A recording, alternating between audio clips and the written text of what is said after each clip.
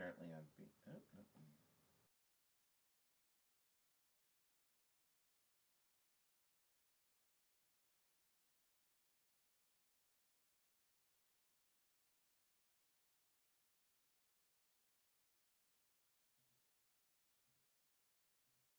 Okay, how about now?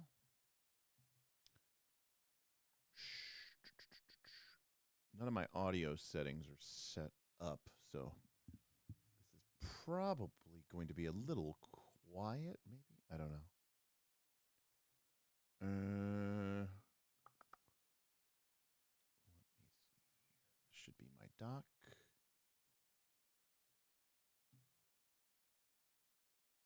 Okay. A little quiet, okay. That's what I thought. Yeah, just give me a minute. I gotta figure some stuff out here. Normally I use a compressor. Okay. Where is my little screen? Oh, it's all the way over there. Okay. Apply. Good. I had to set up my... There we go. All right. Bypass the compressor. It worked in Star Wars. Yeah. Why isn't that picking that up? Well, for the meantime, I'll just give it a little bit more juice from my system. I'm trying to figure out why it's not capturing the... I'm trying to figure out why it's not capturing the chat. Chat. Okay, chat. That looks right? Let's try that. Okay. Test. Oh, I know why. I know. Wait, is it? No, maybe? YouTube. Where the hell is YouTube? There it is. Pop out chat.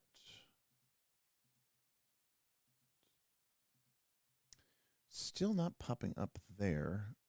Interesting.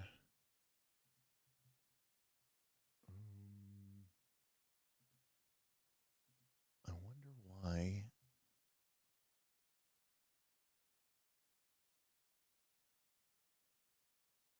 Huh. Okay. Oh, all right. Well, that came through.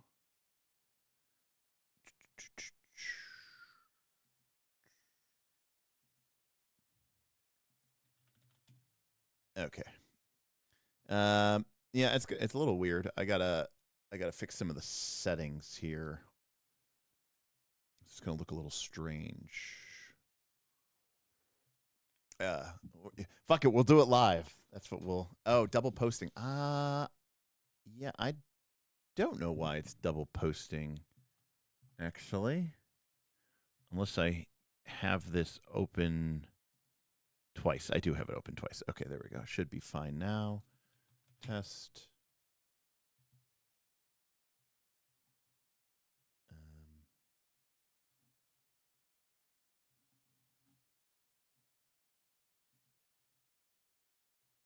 Okay, now it's not capturing it at all.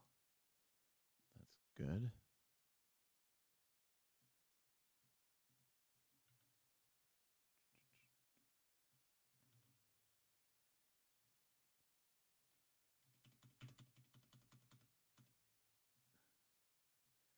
Okay. Please keep... Yeah, well, now it's nothing. Yes, I know.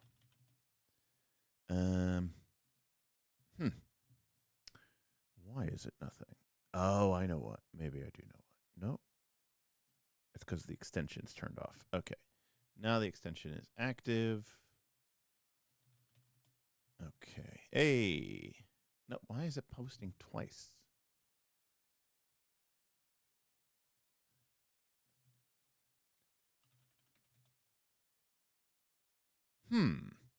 I do not know why it is doing that twice.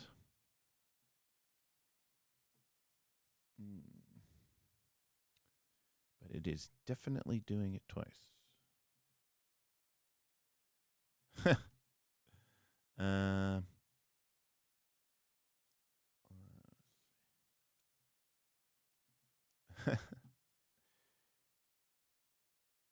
That one, I don't know why. That is very strange. Okay, close that. Is neither my live stream overlay isn't working either. Oh, I'll have to figure that out separately. Hold a sec. We'll be right back.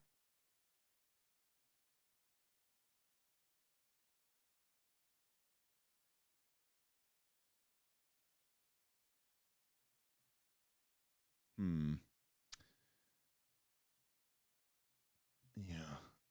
I didn't think about the fact that this Chrome extension, I couldn't really save the extensions for that.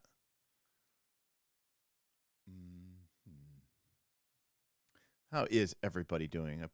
So, yeah, so I have a new computer up, or I built a new computer, I should say. And here we are, trying to get all of our stuff figured out.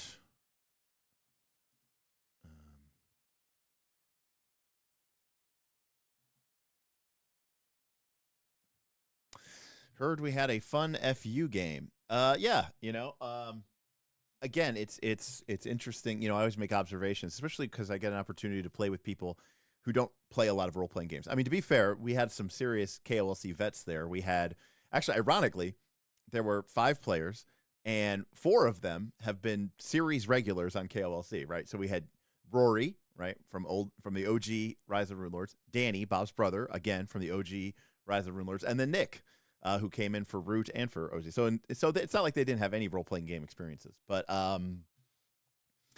yeah, it was always a fun time. It's just one of those weird things where, again, you have this meta currency in Fabula points, and then you also have this sort of titillating carrot of, hey, you don't have to miss. And it was probably too powerful, and I would have to probably tweak it a little bit, but I got rid of rerolls with the Fabula points and instead allowed you to turn one of your 2 dice to its maximum value. And in retrospect, if I did, it was great because I hate the spamming of rerolls in Fabula Ultima, because if people have Fabula points and they want to spend them, it's because they want to turn a miss into a success. And spending a Fabula point just to re-roll the dice, not only does it take a lot of time, but it's also annoying because you have to roll the dice again and then add up the number again and then find out that you still missed and then repeat that ad infinitum until either the person gives up or, God forbid, they spend multiple Fabula points and never roll higher, and then it feels terrible, like in a way that I don't think you could possibly ever allow. So what I would probably change is something about, like, you can change you maybe the first Fabula point lets you turn the smaller dice to a success instead of just any die, because that way if you're rolling like a d6 and a d6 and a d10, you can up the d6 to a 6, but if you want to turn the 10 to a 10, you have to spend a second Fabula point of something to that nature. And of course, if you have d10, well then, fuck it, you ball. But yeah, so again, it was a little powerful, right? Because if somebody rolled, let's say, a d10 plus a d8, and they rolled a 2 on their d10, they could change that 2 into a 10. So to be fair, it was like 99% of the time, basically, you're spending a Fabula point to turn it into a success. To be clear, I was completely okay with that because, you're spending one of your meta currency points. And it's not like it's Hope from Daggerheart, where you literally get it more than 50%, right? 55% or something like that, 54% of the time. You get it if you die. You get it when the GM introduces a villain, and you get it when you fumble, which is double nat ones on 2 dice, which can be different values. So it happens fairly infrequently. So, you know, like if you're rolling 2d10, you're going to only roll double nat ones, 1 in 100 rolls. It's pretty rare to fumble in Fable Ultima. Anyways, I don't know why this is doubling. Oh, I really don't. There must be something here with the messages here.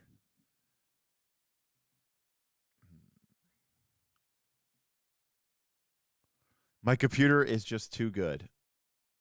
No, it has nothing to do with Twitch. That definitely has nothing to do with it. There's a lot of settings. I mean, not only do I have to reset my settings for the messages, but I also have to, like, it's like, you know, obviously it got updated. David, it was just press start.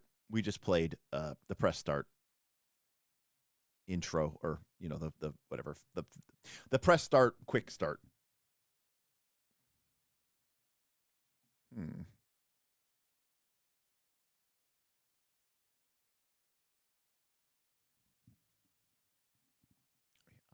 no idea.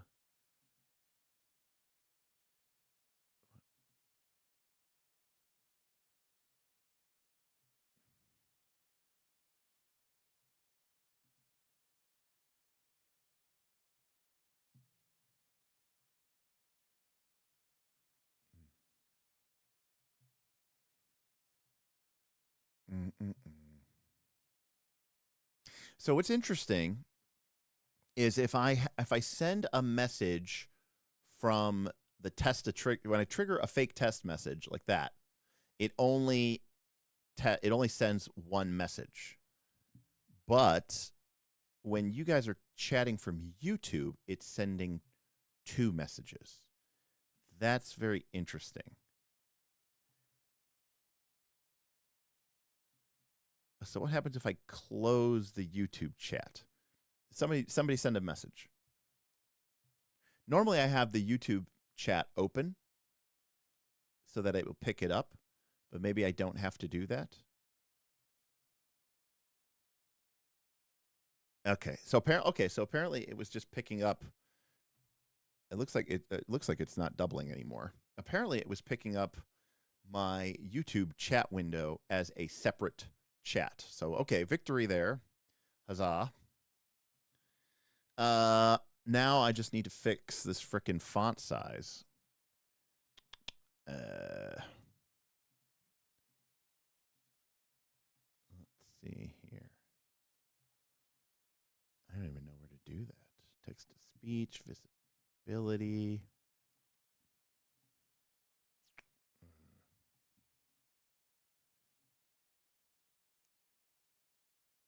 Okay. Hold on a sec. Copy link. This should be my chat overlay. All right, we're gonna go black again real quick. Hold on a sec.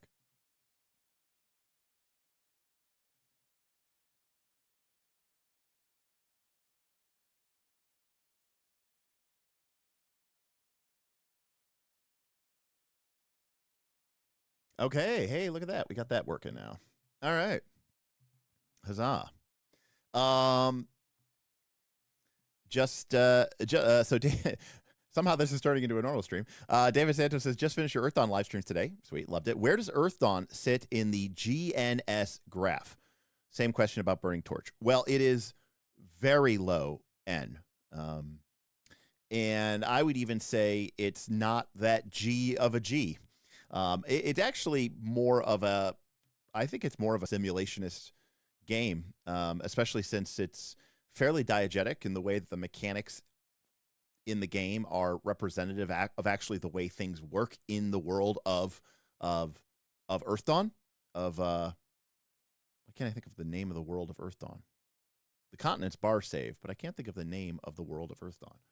What is the name of the world? Maybe does it have a name? I think it's just Earth. What is the name of the world of Earth Dawn? I think it is just Earth.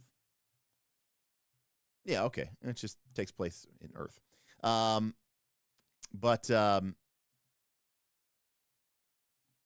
I mean, after all, that's why it's called Earth Dawn. No, but so anyways, yeah, because the game mechanics there aren't particularly like designed to be fun and exciting, right? They're just kind of designed to like, be a TTRPG and like model what your stuff is doing. And then in terms of narrative, I mean, the closest we get is karma points, but they're not really, there's nothing really in Earth Dawn that's like designed to like promote a story structure or, the arc of a character. There's nothing in there that is designed to sort of really generate quote unquote narratives, right? So I would say it is fairly low narrative as well. Mr. Glicker. Don't call him that. No. Mr. Mr. Glicker must be staying up late working on Battlezeus stuff. I think he's on especially now, his kids are all in college. I mean, I don't think he has to have like a regular schedule anymore. I'm sure at one point in time he probably had to like wake up and like, I don't know, make sure the kids are in school. I don't know. Like, I don't, I mean, they were probably pretty self-sufficient, but I imagine Mark works late too. He says, look at that. Say, he says, I actually am. Look at that.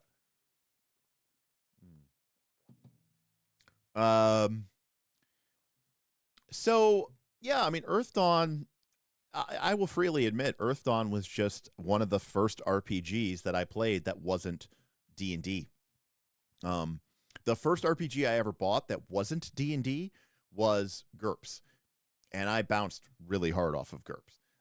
But the second, or maybe like I don't know if it's like the second, but like the second or third RPG I bought after D&D was Earth Dawn, and it was just really, really, really cool. I think I got it. I was 16. And in fact, I know I was 16 because I bought, I don't know if it's still on here, but obviously my book is kind of pretty messed up. Scotch tape and stuff on the covers. But I remember I bought this from a half-price bookstore. So I bought that in probably circa 98. And I think the game came out in 94 or something like that.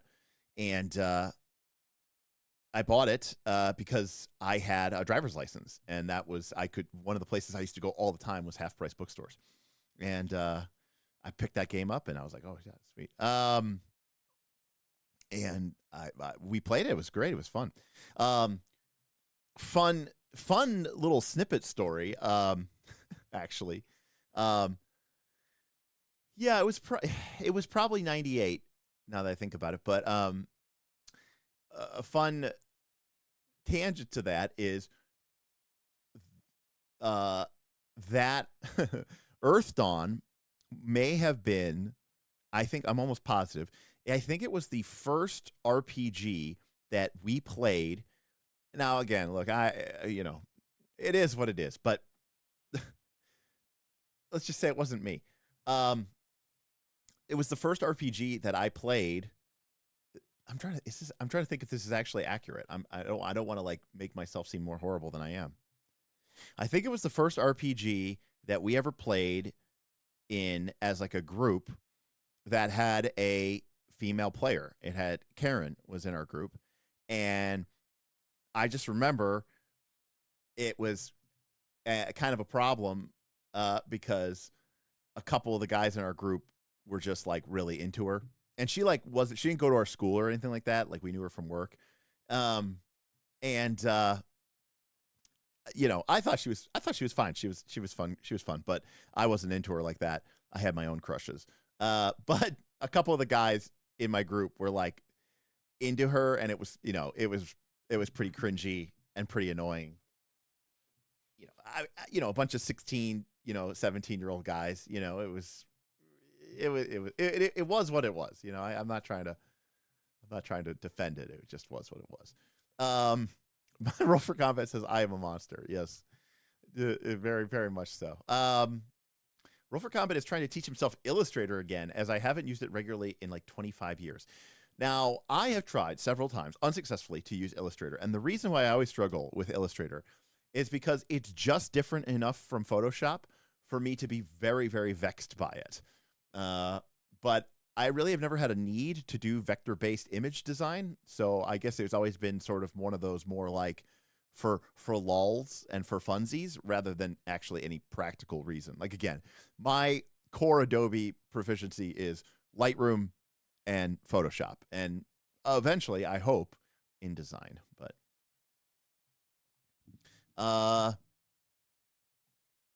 yeah, I skipped the Palladium stuff. I remember the local game store that used to be down the street from me growing up. It was a place called Comic Specialities, and that's where I bought most of my early Magic cards, and it's also where I bought some of my early D&D stuff. I can still remember being, let's see, I was in 8th grade. Was I in 8th grade?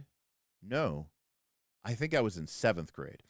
So I was in 7th grade, circa 95 or 94, and my mom won big at bingo.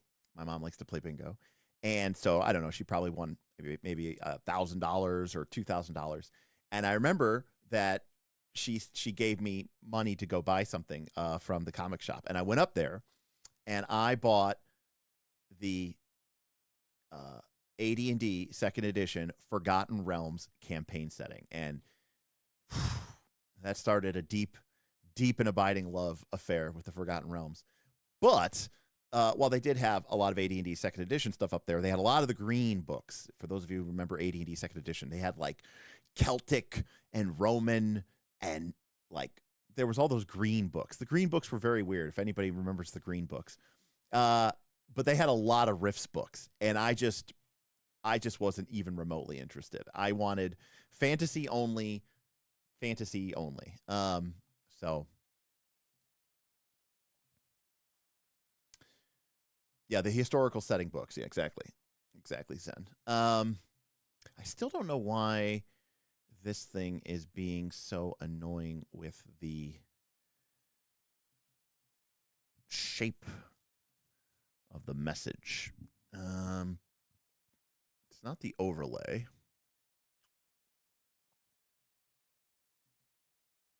Let's see. Does this work? No.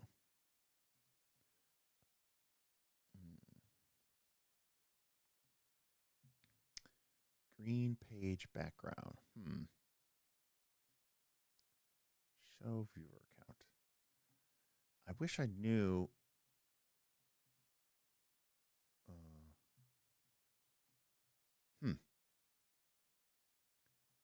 Yeah, I don't know.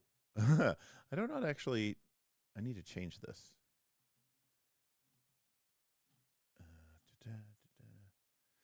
Plus, like the version of the Chrome extension that I had is like really, really out of date. So now it's updated, and it's like this whole new. It's this whole new thing here. Oh wait. Streaming chat. Here we go. Options. Okay. What happens if I type? What if I do this? Does that do something? Oh, okay. That looks horrible. Okay, don't want to do that. I'm going to close this.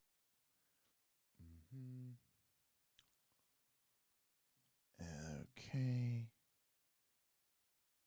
Options.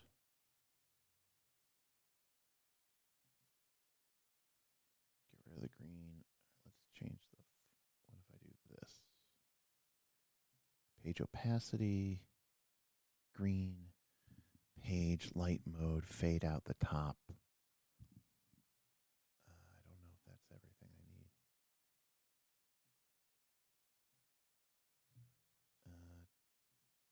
Test. No, it doesn't seem to do it.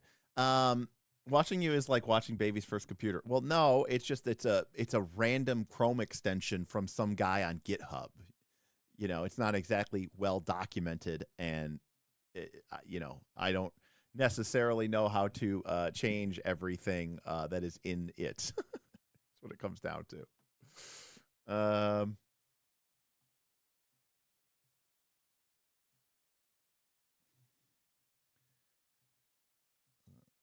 Because I could like do that. I just the old version had a way that you could change.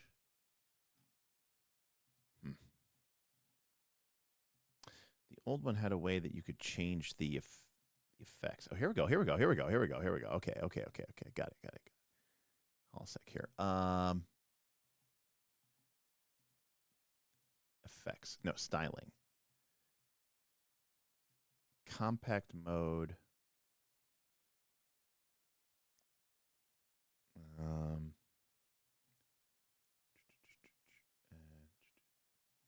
Trim names, custom messages, split mode.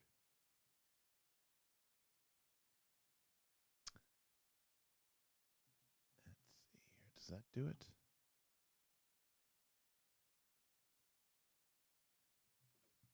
Yeah, well, you know. Hey, listen. Okay, that's the visibility. I don't think I used a custom. I don't think I used a custom. What does this do? Does this work immediately? I'm not sure. Close that. Try reopening this thing here.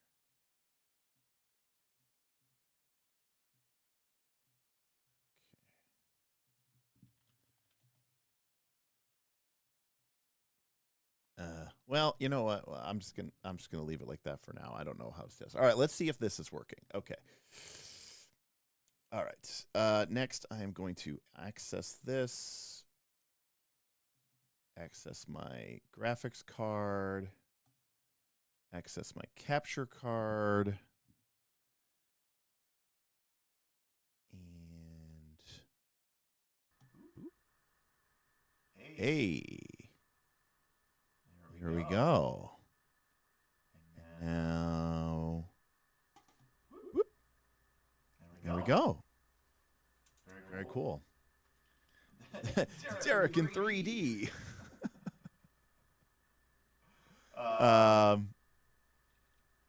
Sweet. Awesome.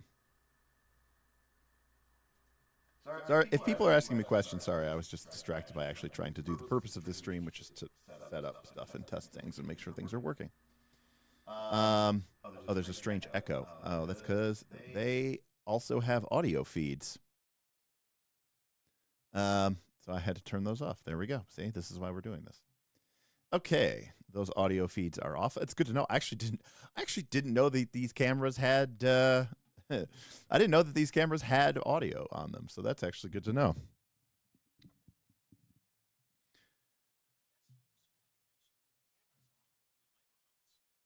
And that like triggered my Gemini proof that these things are always listening. Did I say hello Google? Why did you start talking to me?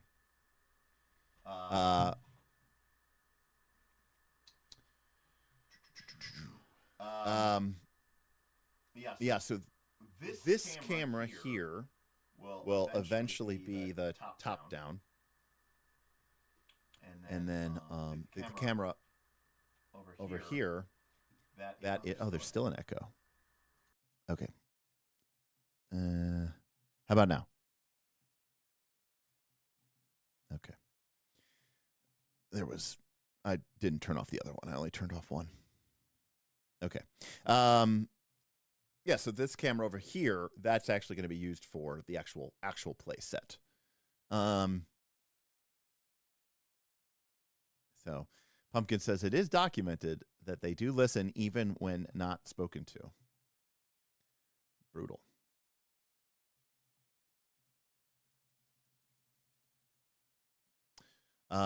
Which is very cool. Now, here's the problem that I have. The problem that I have, which I did not solve, but then I think ChatGPT may have actually helped me, but it's debatable. So these cameras, I'm trying to see if I have one of them laying around here. Well, here, I'll go get one so we can understand the scope of the problem.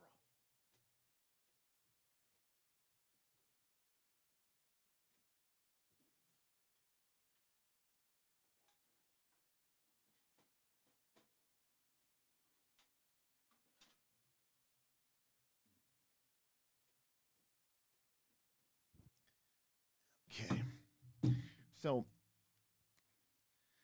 this camera is a studio camera. It is designed for use. Number one, it is not a stills camera, so it is not designed for that. Nor is it's like a webcam in a certain way, in that it doesn't really have buttons on it, and as you can see, it doesn't have a screen or anything like that. It is designed to be operated remotely. Unlike a webcam, it's an interchangeable lens camera, so you have to buy separate lenses for it. You can update that and change that and all this other stuff. So in order to control this camera, you have to connect to it and then control it remotely. There are two ways to do this. Now, the one way is to use this company, Blackmagic. They sell this thing called an ATEM, which controls the camera directly. It's what you're supposed to do with it. The problem is our use case is so unique in like the world, in the industry. You would think that it's not, but it is. And here's why. These cameras are designed to be part of an ecosystem where you have, say, 4 or 5 or 6 or 7 or 8 of these cameras, and you have them essentially permanently mounted in a location, say, in a studio or a church. They're very popular with churches, or with some sort of professional PA system at a theater or something like that. Anything that's broadcasting live. In fact, when I was with Mr. Stephen Glicker, when we were at PAX West, yes, when we were at PAX West, the big one, Penny Arcade Expo, they had a big, massive, stage with a bunch of, gamers, and the cameras that they had mounted all around the arena and the stage were this camera. Although they had the generation 1 of this camera, and this is the generation 2. But anyways, so that's what this is for. But here's the difference. Here's why it doesn't work. Well, here's why it's weird. Because in the way that this whole ecosystem works is these cameras output over a peripheral called SDI, Serial Digital Interface. This is basically a much better version of HDMI.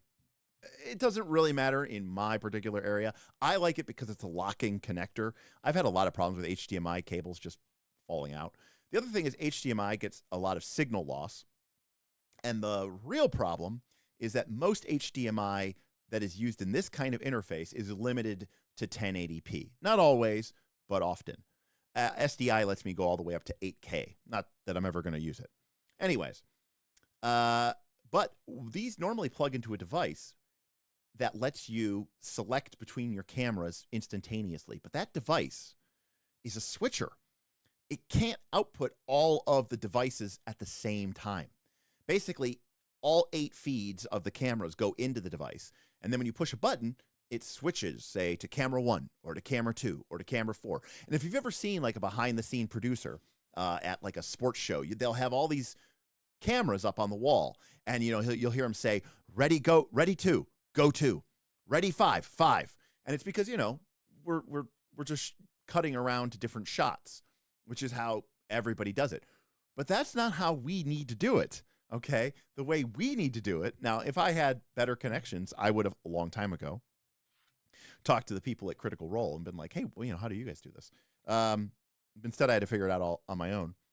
I need to have all of my cameras operating at the same time. And so what that means is instead of going into this device, my camera feeds go into a capture card directly inside of my PC, which is great. Except it means I don't have a way to control this camera because the capture card only inputs the signal. It doesn't send commands back to these cameras. So what do? Well, luckily, with this generation of camera, they have introduced a REST API that lets you connect to the camera via this API and issue it commands basically over a local network protocol or a network protocol. You could even potentially control these remotely over the internet if you really were so inclined to. So but they don't have an Ethernet port. So this is where I'm getting with it. So what you got to do is you got to buy a switch or a router, a switch, And then you got to connect your PC and make your own new little local area network here inside of the studio. And then connect all of these cameras to the switch, build your own little local area network, and then you can connect to them via their IP on the local area network, right? Like 192.168. Whatever. Great, cool, I can do that. Here's the problem. These don't have an Ethernet. The cameras don't have an Ethernet port. So what you have to buy is one of these. This is a USB-C to Ethernet adapter. This plugs into the USB port, and now you can plug it into the Ethernet connection, which I did. The problem is, which I figured out today, is that this particular brand here, which is not a cheap one, it was, you know, Cable Masters or something like that. It was pretty much the same price, but it apparently uses a chipset from the Realtek chipset that this is not compatible with. So basically, I bought the wrong one of these, and I have to buy, apparently, there's a couple of brands that use the correct chipset, or at least the chipset that this will talk to. So I have to go onto Amazon, and I have to buy new ones. And what that will let me do is it'll let me change the settings of these cameras. Right now, I can't change the settings of these cameras, which is why the colors don't match, which is why it might be slightly out of focus. I mean, I could do it manually at the camera. I can like change the lens, but I can't do it, you know, remotely. So it basically becomes very difficult for me to do anything with them. So I'm gonna have to order new ones, which ironically will be cheaper than these, although I don't know if I can actually return these. It may have been too long. But yeah, so I guess if I order the Belkin brand, apparently those ones use the different chipset that will allow it to connect and talk. We'll see. It's been quite the ordeal. I mean, just focus on them. Like, you know, this. Like if I go up here.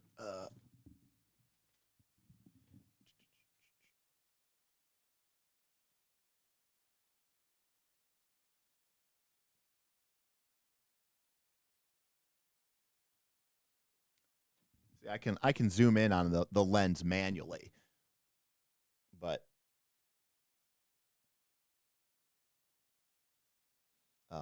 ideally I would be doing that remotely. Now this is true.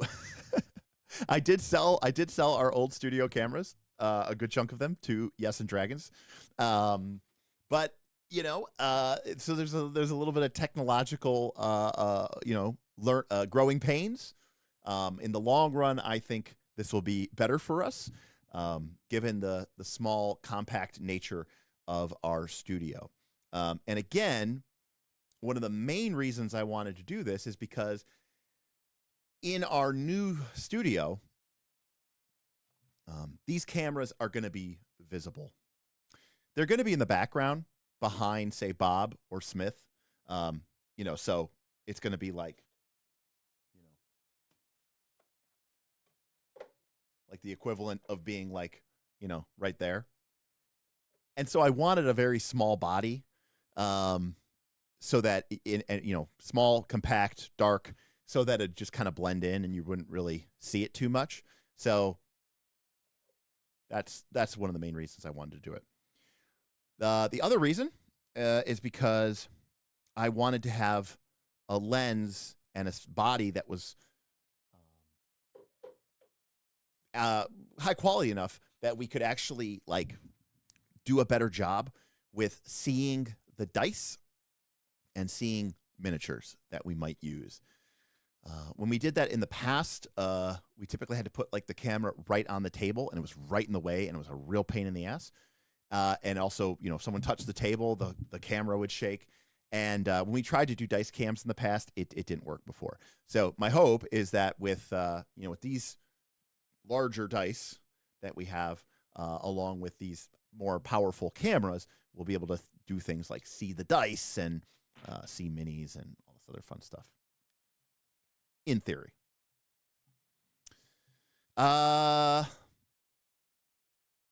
So yeah. Well, at least the feeds are working. I can be happy about that. You're trying to do dice cams with GoPros. Okay. Yeah. That might be a good solution. Yeah, for sure. You have to let me know how that goes. My only reservation would be, do GoPros have dummy batteries? But they are hella bouncy. Okay, that does kind of make some sense. Although you would think GoPros would have a lot of built-in image stabilization for sure. But those are crazy big dice to me. No, that they are massive size dice. They are designed to be very big and very readable, even from far away. For sure.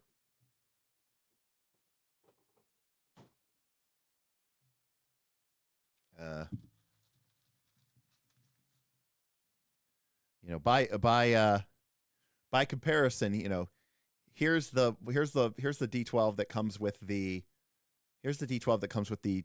Daggerheart Collector's Edition, and here's the D12s that we had made for us by Mad Dragon. So in terms of like readability and legibility on screen, you know, that this is the reason why we did what we did.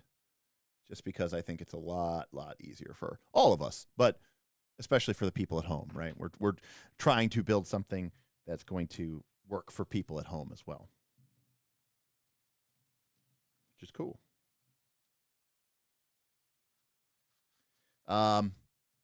Anybody who has the Daggerheart Collector's Edition, thoughts on the rhomboid D12s? I don't think I like them. I think they look too much like a D20.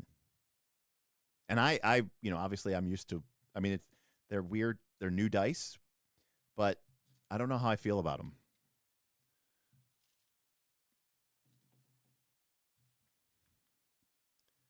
For those of you who don't know, the dice, let's see if we have them here. Yeah, so like this is a I don't know if we'll be able to see it, but like the dice from the sides are not a pentagon. It's a four-sided rhomboid. It's really weird. Okay.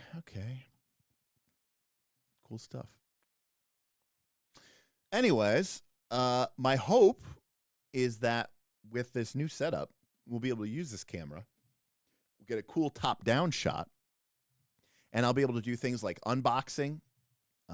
Maybe I have a lot of physical props, right? Like I have, you know, Hexploration deck and Lore Master's deck and stuff like that.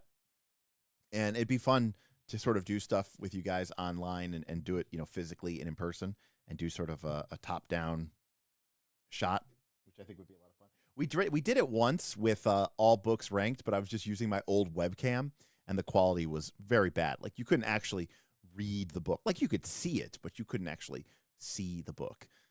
And so I think that is something I definitely want to impress or fix going forward.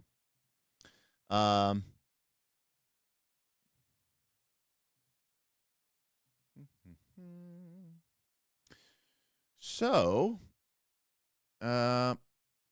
what's up, everybody? I don't have to log off right now. So, I mean, I just wanted to make sure. I just wanted to see if we could get things set up. There's still a couple of things, obviously, I'm going to have to test here. It's hard to do it when I'm live because I can't actually hear myself. I have to reset all my audio settings. Like I could add a compressor, but I can't hear myself speaking.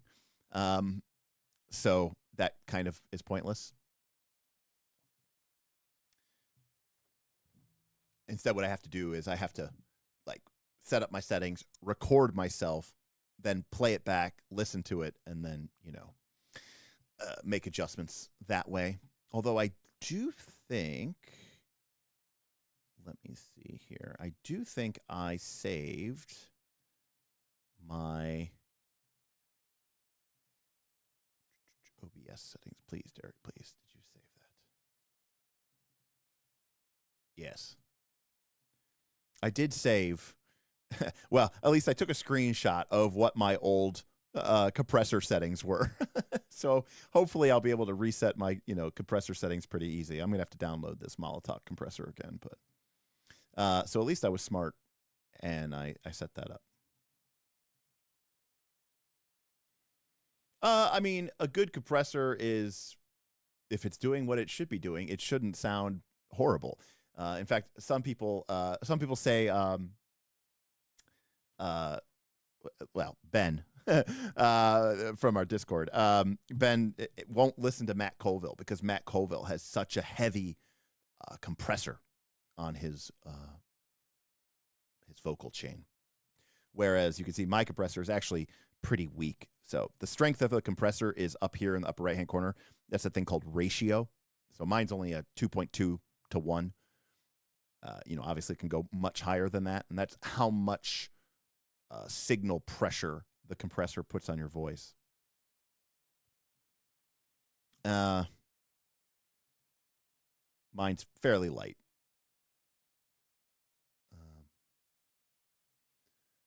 Overcompressed audio absolutely kills me and the listening experience. Yeah, so I mean, for some people who are like audio snobs, it could be pretty brutal. Really, the only thing that you really need is a good compressor, and then is a good compressor and a good equalizer, and like those are my EQ settings. And basically, I just have a low pass, a little bit of a bump in the low end, a mid-range trough, a little bit of sparkle in the high end, and then just for me personally, I have this what I feel is like a really annoying, I don't even know what to call it, boxy, nasally tone, right at about like 1.2 ish kilohertz, and that's what that number 3 is. I just scoop that. I mean, I just kill that to infinity. Well, the thing about an EQ is you have to sort of EQ your voice, individually. Like you can't just carte blanche. Like everybody's voice is different. That's one of the reasons why doing EQ for a bunch of different people is really difficult. And shout out again to Ben. When we used to do our audio podcast, Ben A from our Patreon, who is an audio god, he used to do the audio editing for our podcast. And of course, we would all get together and we would talk on dynamic mics, me, Smith, Bob, and we would record each signal from each microphone individually. And then Ben would go in and individually EQ and compress and whatever each individual signal. Then he would combine them in the mix, and then he would go through and do a second pass and EQ the mix. So Ben was like those audio podcasts that we did were just like beyond top notch. Obviously we were recording on fairly decent equipment, not like extremely insane equipment. Nowadays we probably would just all be on a Shure SM7B or a Electro Voice RE20 like I have right now. I actually don't even use my Shure SM7B anymore. It's just it's just got such a rumbly noise to it. I personally think this microphone sounds cleaner, and my voice is already kind of muddy. So I just don't want more of that like booming microphone radio voice. Apparently this is the sound that Matt Colville really wants. He wants that booming podcaster microphone, disc jockey from the 80s, coming to WCW live all night, oldies and now. He likes that sound. So I think I've heard that he likes that sound. So he tries to engineer his device for that. Man, why is my frickin' chat doing that? I still have not found that setting. I did see something interesting here. Play any Final Fantasy Tactics yet? Nope. Still need to buy it.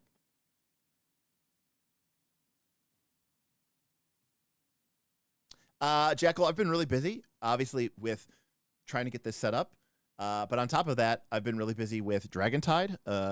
We've been, trying to finish a bunch of systems so that we could at least test it a little bit for the beta, and go from that.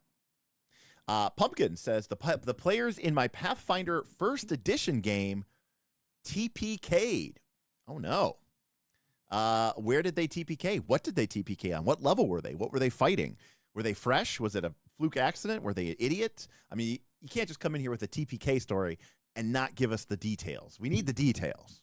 I'm here for the details.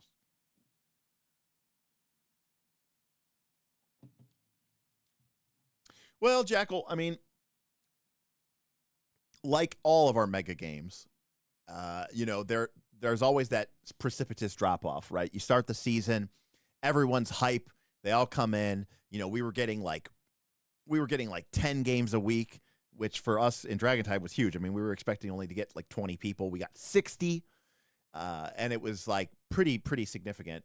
And then I think, you know, schools, you know, the fall hits. Kids go back to school, extracurricular activities, you know, start up. I know Bob, I feel like Bob goes to 5 soccer matches a day with the occasional dance recital or dance practice or whatever thrown on top of it. And then throw in a fall wedding, apparently just for fun, or at least back-to-back-to-back weddings. I think Bob had back-to-back-to-back weddings on 3 consecutive weekends. So Bob wasn't running games, so there just haven't been as many games lately. And it's interesting, because one of the reasons I was interested in testing Dragontide was going, hey, look, people do get busy. But by having this really, what I would consider to be a more interactive town game, my hope was that even if people can't get to a game this week, maybe they can't run a game, or there's not a lot of games being run, and they don't have an opportunity to, or they're just so swamped that there's no way they could play in a game, even if there was 10 slots open, that they could hop into the Discord for 20, 30, 40 minutes, chat with some of their fellow players, find out what's going on, what are the problems, what are the issues, spend some of their characters' downtime actions, you know, go fishing, chop some wood, trade the wood for wealth, use the wealth for knowledge, use the knowledge to help out a clock or whatever, and then say, look, yeah, I was only able to do that this week, but at least I was participating in the game and you know, making a difference. But I have found that the number of people interacting with the game at all have dropped off a lot. So again, we overshot our expectations by 300% or 200%, right? We thought we were going to get 20, we got 60. So in some ways, this was, you know, we were already doing better than I expected. So I know this is impossible to read because for some odd reason, the chat is really being a pain in the butt. What if I change that?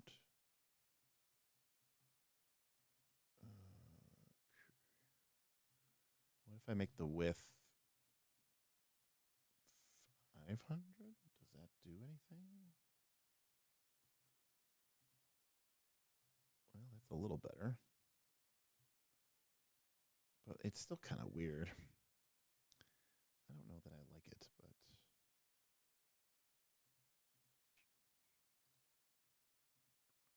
that shouldn't be how I have to do it.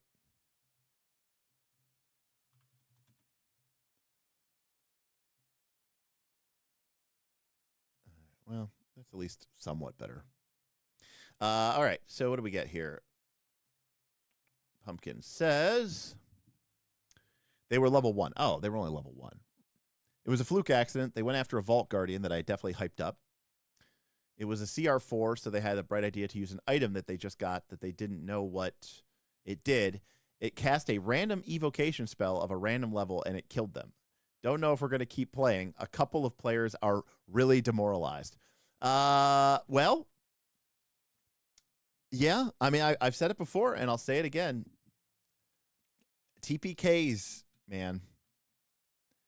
Scheduling is, you know, pretty dangerous, but TPKs are pretty good at killing campaigns too. I find that there's a certain type of player that, you know, when they get the game over screen, it can almost feel like cheating to them to just like roll a new character and show up again. It's different when you die. Like if you die, the rest of the party lives. You can sometimes, like, I find players get really excited. Smith is a great example of this. If Smith dies and the rest of the party survives, Smith will be like, oh, oh, cool. You know, like, oh, I'm totally gonna make a wizard this time, or I'm totally gonna make a fighter. You know, I thought Bob would be able to handle it, but he can't, or something like that. But when the whole party dies, Smith kind of tends to be like, well, boys, we tried, you know, and we weren't good enough, and I guess game over, Iron Man mode, delete the campaign. And you know what? I'm kind of the same way, actually, as a player, in some ways. So yeah, I don't know. I don't blame your players. That's basically what it comes down to. I don't know. You know, I don't know. Like I like all the games that, you know, are just like, oh, hey, it's, you know, we're here for fun, and we're here for telling stories, and, you know, we're not really trying to challenge our characters, you know, to see if we can, you know, be good enough to make it through and survive. But there is certainly an appeal to that, you know, style of play.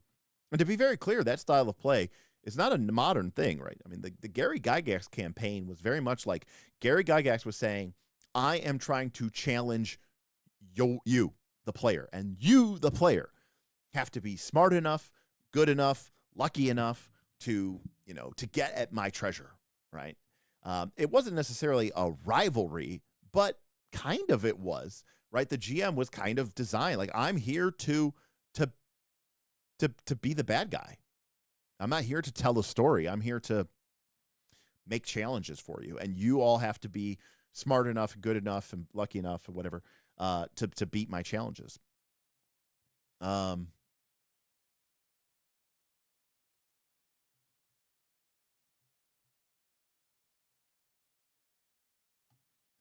was a crystal overcharged with arcane energy. So what you're saying is it was really your fault because they didn't know what the item did, or they were just being really stupid. Yeah, that's tough.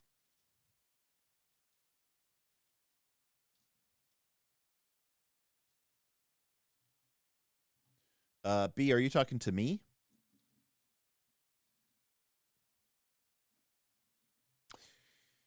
Well, okay, how do I think about this?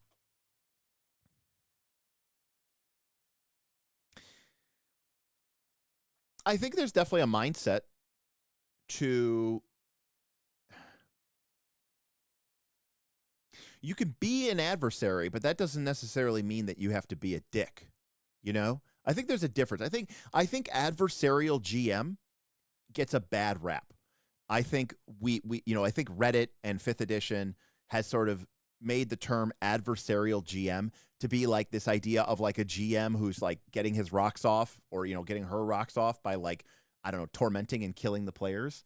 I don't necessarily think that it is a bad thing all the time.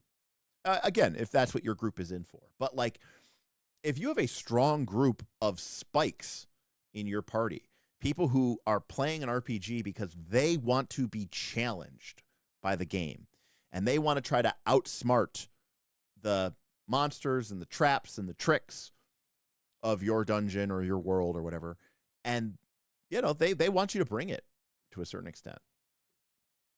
Oh, okay. Yeah, B. Well, as you just came in, so you missed the whole spiel about why I can't actually control them yet. Long story short, I bought the wrong adapters. I mean, I bought the right adapters, but apparently there are different chipsets that these use, network adapter chipsets, and these adapters I bought use the Realtek adapter chipset, which apparently doesn't. The Blackmagic cameras don't like the Realtek chipset, so they won't get recognized on my local network here, which is connecting all my cameras to my computer through this unmanaged switch. And yeah, don't you just hate that when you get the wrong chipset for your USB to Ethernet adapter? Ugh. I didn't even know that was a thing, by the way. So it's not even like, I didn't look it up. I didn't even know it existed. I didn't expect that. Hey, there's a $20 one, and there's a $20 one, and there's an $18 one, and there's a $30 one. I bought the one in the middle, figuring, okay, but apparently they're all different. So it's not even like I bought the cheap one. Like, they make $7 ones, but whatever. Um,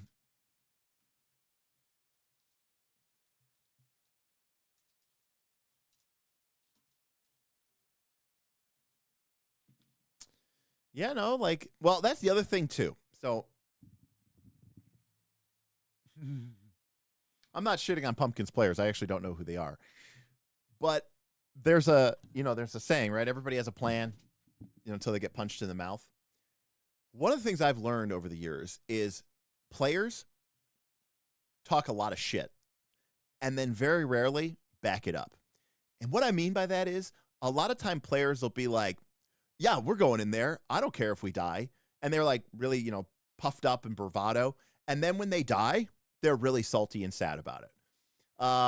And and so like sometimes like, players will be like, fuck it, we ball, let's go, baby. But in the back of their mind, they're thinking, I mean, we're the player characters. Of course, we're not going to die. Of course, everything's going to be okay. And then when they get stomped and everybody's dead and it's a TPK, suddenly they're all just like, oh, well, that sucked. I mean, it wasn't really cool. Kind of lame, actually. And it's just, I've seen this. Oh, I've seen it too many times to count. Where the players just get this like hyper elevated sense of their odds, and they make it sound like they're devil may care, and they make it sound like they're just like fuck it, let's go. But then when it actually happens, that's when they're like, oh yeah, B, I thought you were saying something. I was like, oh yes, exactly. I feel the same way about Risk It All, right? Like a lot of people when someone rolls, I mean, this is obviously elementary, right? When someone rolls Risk It All in Daggerheart, they are 100% expecting to live, right? Like nobody rolls Risk It All if you think you're going to die, right? You're rolling it because you're like, of course I'm going to live. And of course my character's going to recover a bunch of stress and a bunch of hit points. And of course my character's going to come back in and be a badass. And so when they roll fear higher than hope and you're like, nope, you're just dead, they're like, well, that was lame. It player psychology, man. It's crazy. You could go out of your way to explain in exacting details the consequences, the potential consequences of the player's action. And then hold up, this has nothing. You still use dice. Just because they're not real dice, they're still dice.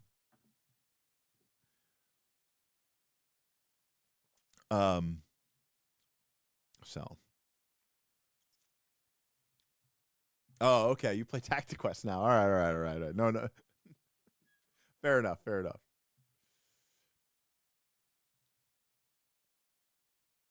Yeah, Commander Snookums. I mean, I think it's mostly, well, number one, I think people have a, like, for example, the common refrain from like XCOM, right? Which is obviously a joke, but like, which is a video game where you like, it's like a tactical video game. And it'll be like, how did I miss? I had a 93% chance to hit. Well, yeah, that means you don't hit every time. It means you miss 7% of the time. It means 1 in, 14 times your character misses. So 93% is not 100%, believe it or not. So one of them is just, yes, misunderstanding the percent chance. I don't necessarily know that it even needs to be obfuscated, but people are very bad at that. And the other thing is, yeah, the psychological fallacy of people being like, we're badasses. Fate will see us through. The game's not going to let us down. Maybe there's even a something in the back of their mind where they go, the GM wouldn't let us TPK. And it's interesting that you say that, Commander Snookums, because in some ways that was a big part of this channel's nativity, our birth, was we were running Rise of the Rune Lords. I introduced rules that let the chat pay money to help support the PCs or support the monsters. And a group of players decided to test that and basically said, would Derek, if we kind of rigged the system behind the scenes and we paid a lot of money to try to TPK his party, would Derek fudge? Because they were basically saying, I don't think I don't think Derek means what he says. I think Derek will go, oh, I fucked up. Like, I'm going to have to bullshit my way out of this. He's not going to just kill his entire party live. At that time, that was the only thing our channel did, was an actual play. What's he going to do? TPK his actual play and kill the only thing that his channel does? And they wanted to test that. Mostly maybe perhaps to rub it in my face, but maybe perhaps some of them wanted to, you know, to test what my words were worth. And it happened, and I did. You know, I TPK'd my party. Well, I should say the Dark Council TPK'd my party. I made the rules. I stuck by them. Those were the rules. I think somewhere in the back of their mind, some players might think that if they were to get in over their head, the GM would bail them out. Pumpkin is trying to defend himself. I went well out of my way. I even at the beginning of the campaign offered narrative consequences instead of TPKs to avoid specifically this, but they hated that idea. Well, of course they hate that idea because, you know, again, I'm not shitting on Pumpkin's players, but I've heard this all the time. I hear it all the time from players, my own players, other players. Hey, blah, blah, blah. Here's this RPG, right? Fabula Ultima, Daggerheart, a lot of the games that we've talked about on this channel. And we basically say, and when you die, instead of dying, you know, you can avoid death or you can surrender. And I get all the people in comments and chat, and I get all the people in the Discord, you know, the very trad, neo-trad or old trad gamers who go, oh, I can't believe people play a game like that. Without the risk of death, the game is just meaningless, right? There's nothing behind it. And so, you know, I'm not saying that Pumpkin, you know, is saying this, you know, but he's basically kind of saying, like, I offered my players that, and they were basically like, no, we hate that idea. You know, the game loses all of its meaning. And then when they die, they're all like, well, that sucks. You know, like, what the hell, man? I guess game over, huh? I guess campaign's over, huh? Done. And so it's one of those weird things where it's like, you tell people the consequences and they talk mad shit. And then when it comes time to pay up, you know, everybody just, you know, kind of bitches out, I guess is kind of the way I'm saying it, though. Yes, I knew someone was going to point that out to the boss. I know XCOM percentages were a lie, but yes.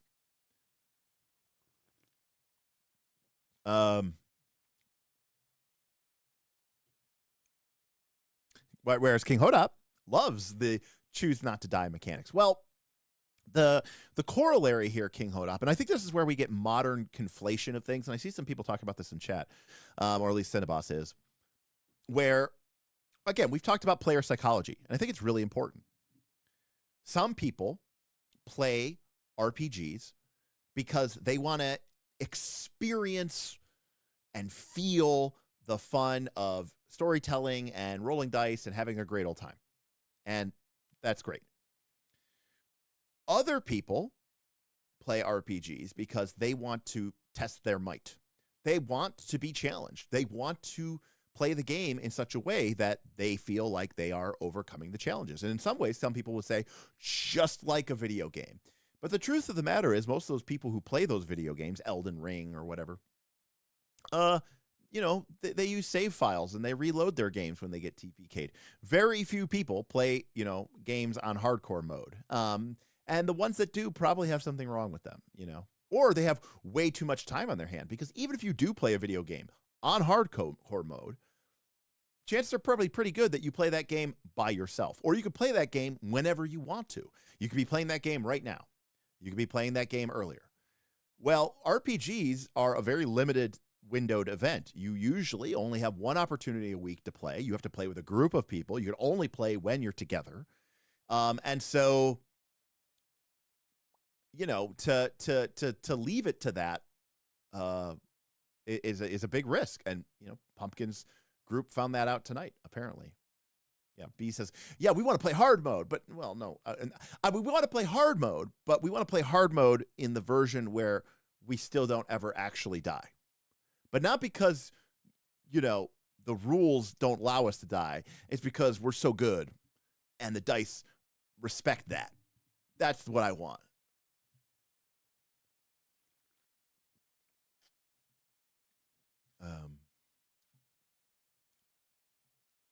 I've been summoning by Ruffle Simpson by mentioning TTRPG vernacular. Yeah, well, we tried to do it.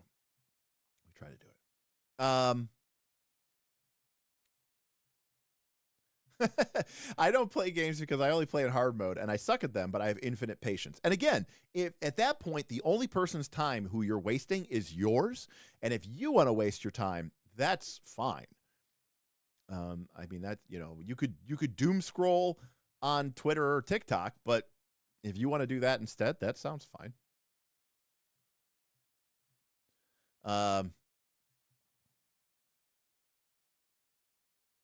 Now,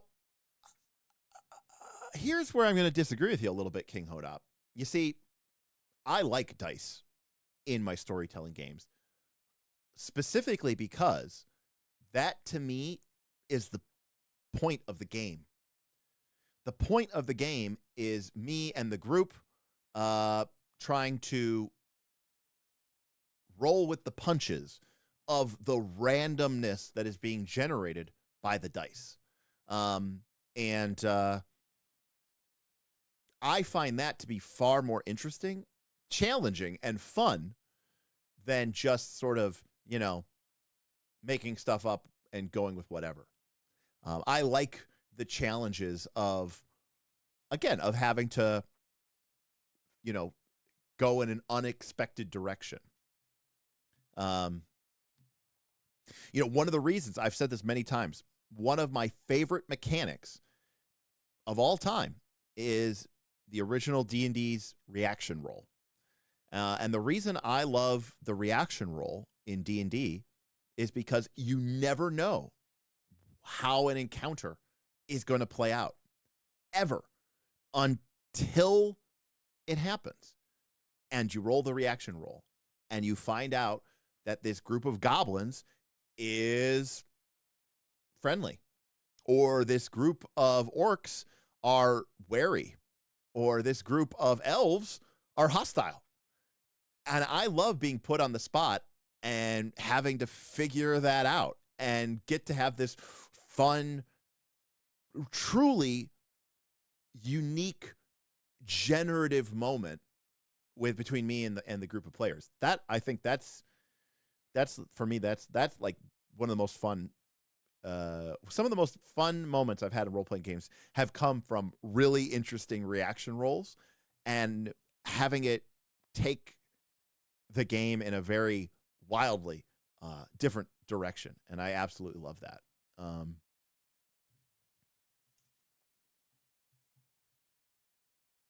So that's one of my favorite, again, it's one of my favorite mechanics of all time. And of course, they obviously got rid of it starting in 3rd edition. So RIP. Zen says, now I hang out on your Discord. Actually, I was having a conversation tonight with my roommate. I saw something random on internet about dopamine addiction. And, you know, I saw, like, you know, again, a lot of it has to do with the micro pleasures, I guess you could get from our modern day society, right? TikToks, you know, all that other stuff. Well, I don't really watch that stuff. I don't watch TikToks. I don't watch shorts. I don't watch reels. I watch YouTube, don't get me wrong. But most of the stuff I watch on YouTube is 30 minutes, 40 minutes. You know, I watch fairly long videos. I don't really watch the super short stuff. And to the point about notifications on your phone, very famously, I have all notifications on my phone turned off. The only people who get notified through to my phone are my roommate, my mom, and my sister, and my dad, but obviously he passed.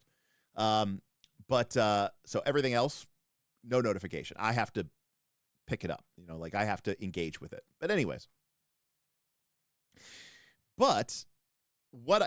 Jackal, I just watched someone do something very similar with a whiteboard, but they did the Silmarillion. I just watched that today. So, like, what was I going with this? Oh, right. I have noticed that 5 or 6 years ago, I was going out a lot more. I worked in an office. I used to go out to a lot of Magic tournaments, I'd be at the gym at what I would call a more normal time. I was probably more social in general.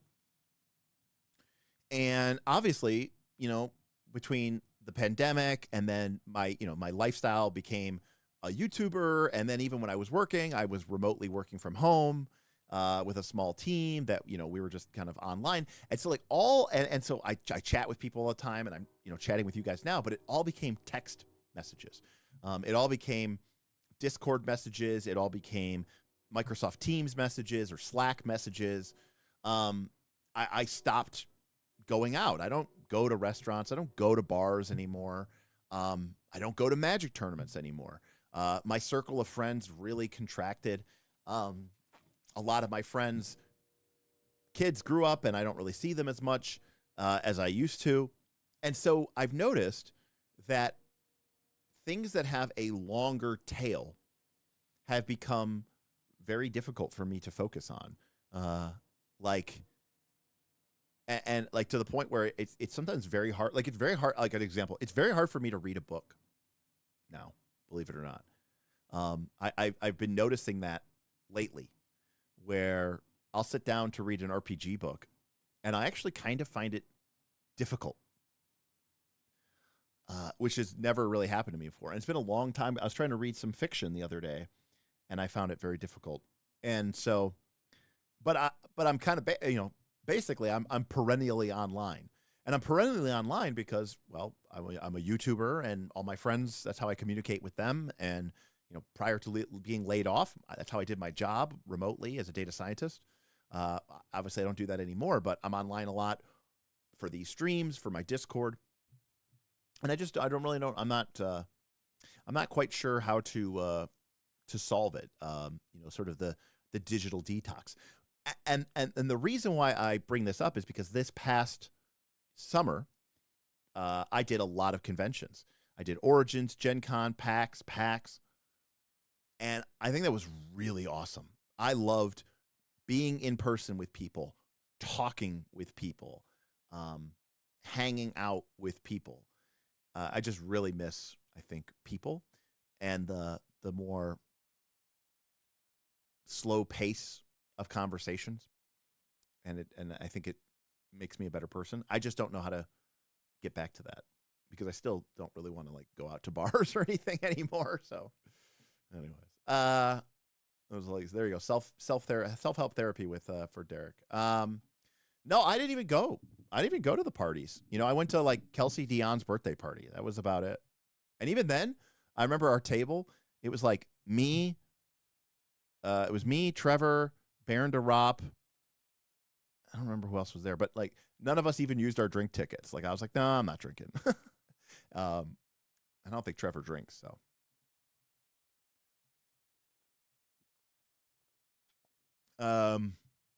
Yeah, I watch limited resources every week, obviously, when they come out with, I miss it. I miss an episode here and there. But I usually watch. And I watch a lot of Magic the Gathering drafts. And again, I watch them at times 2 or 2.5 or 3 speed, because when it comes to a Magic the Gathering draft, I know every card, so I don't really need to be paying attention to understand it, but anyways, ooh, you were using reaction rolls? Cool. Yeah, I know you were trying to go for an old school dungeon game, right?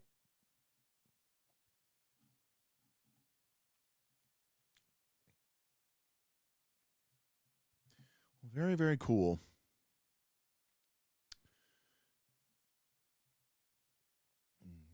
So only thing I think I have to fix is I got to get these new adapters so I can actually control my cameras. And I need to figure out why my chat looks so weird. Well,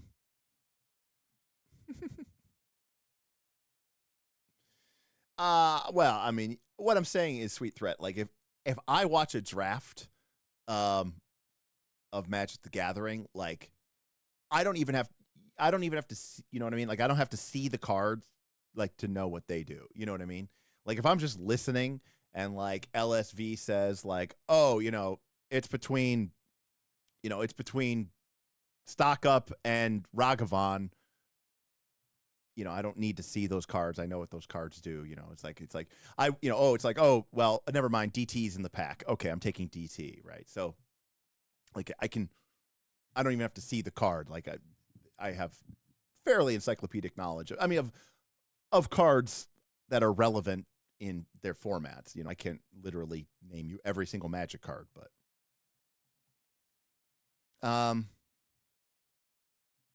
yeah, Zen. I mean, I think part of it is it's slow. It's a very slow process. And when I'm watching most YouTube videos, I'm watching them at a very fast speed. I'm absorbing information, visually, auditorily. I'm getting information from a lot of different things at once. And when I have to like read a book, it's a much more slower and deliberate process. And I think part of me still feels a great deal of anxiety because, well, obviously, I mean, I'm on anti-anxiety medications, but I think some of that has to do with last year. As this channel has grown, not only is it cool and I wanted to support it, but I also felt like a certain amount of I don't know, responsibility, pressure. I have a Patreon and people pay money, and I know I can't fix the chat. I don't know what I did to it. The chat is messed up. What I don't know what to tell you. Hold on a sec. Let me see something really quick here. I don't know if this is going to mess something up really bad. Rename.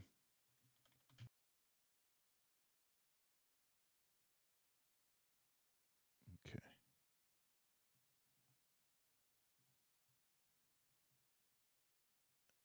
Okay.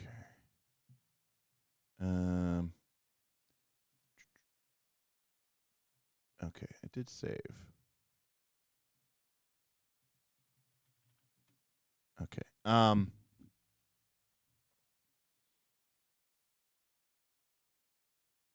You like the chat. Okay. Let's see. I don't, but it would be fine, but like it's I don't know. I think it's too chunky, but you had to swap to audiobooks and yes, super sped up. And it's funny because when it comes to audiobooks or podcasts or YouTube videos, I read it like times whatever, I listen at like times 2, times 3 speed, times 2.5. When I read a book, fiction or nonfiction, I'm a very fast reader, or at least I used to be, but it takes me a long time to get through a book, even back in the day. And here's why. I read very quickly, but then I will frequently like reread a section again, or I might even go back to a previous page and read a section again. Not because I don't remember it, but just because, I don't know. It's like, it's my way of like imprinting the information. And I do that a lot when I'm reading TTRPG books, or at least I used to. And sitting down with a paper RPG book and going through it, I almost like it sometimes more than playing the game. I mean, isn't that awful to say?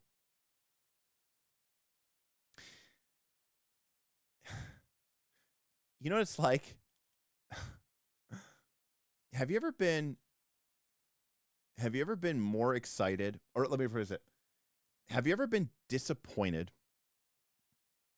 Like you've been looking forward to a vacation, a big vacation, you spend money, you organized everything. And then when it finally comes time for the vacation, you're kind of disappointed because looking forward to the vacation was almost better than actually going on the vacation.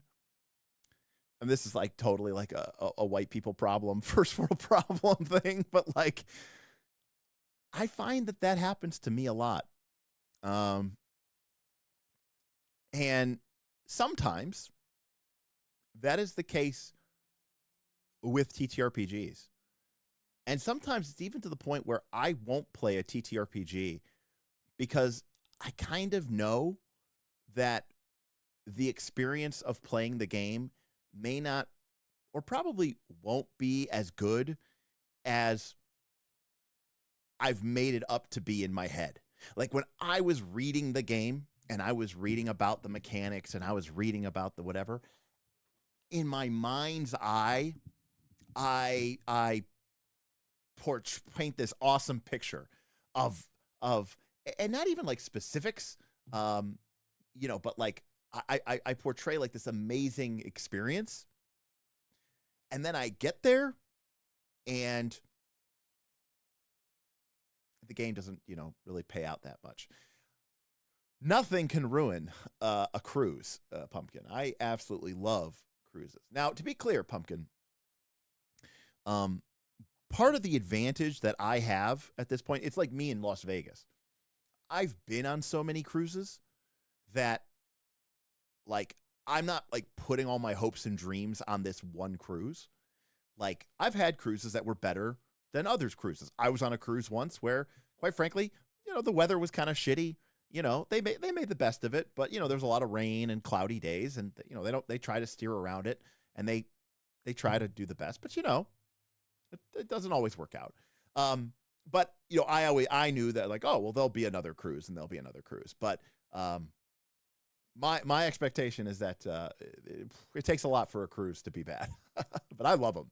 I love almost every single thing about a cruise, basically. I love the sea, full stop. I just love being out on the ocean. I love going to the different islands and different experiences. And yeah, some of them are a little tourist trappy, but I enjoy it. I enjoy the beaches of the Caribbean and Mexico. I love the music. One of the best things I love about cruises is the amount of live music, truly live music. I mean, the amount of money they spend on performances on those ships is incredible. And especially on some of the larger ships where you have, you know, a guitar bar, a piano bar, a reggae band, a nightclub, a sort of, you know, a Latin themed, club. Just, I love live music, and especially small, intimate live music. I've kind of gotten off of, you know, the big concerts as much. I love the food. I don't drink as much as I used to, and there are definitely times like when I'm going on a cruise with my mom, I'm not like getting hammered. But I've had cruises where I've drunk a lot, but a lot of food. I like just relaxing. I mean, when I go on a cruise, I almost always bring like 10 books. Recently, of course, I also live stream from the ocean. And, you know, historically, I usually make quite a coterie, if you will, of cruise friends. Not every time. Well, a lot of the times I will, I will end up making just a bunch of friends and people who I meet and, you know, become friends with and hang out with and get to know. And, you know, you have this like cool experience where, like, you know, you get to know all these fun people on the ship and everything like that. And I always enjoy that part of the experience.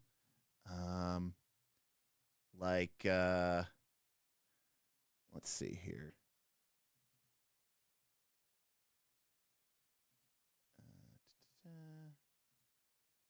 Window capture.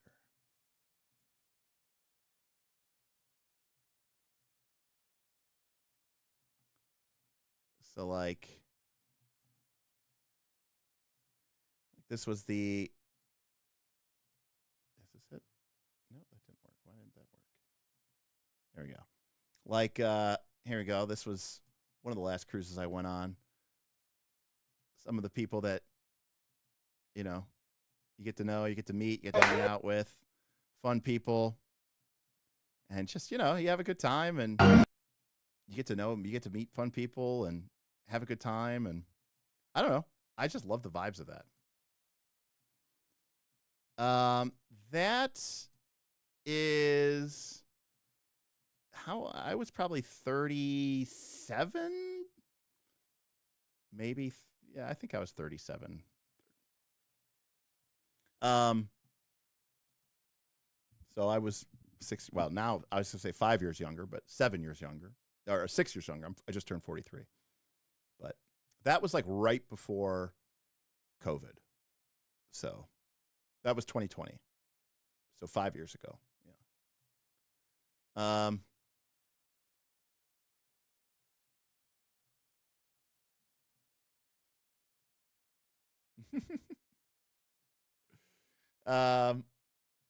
Again, I mean, if me being 37 is me in my youth, I guess. Yeah, sure.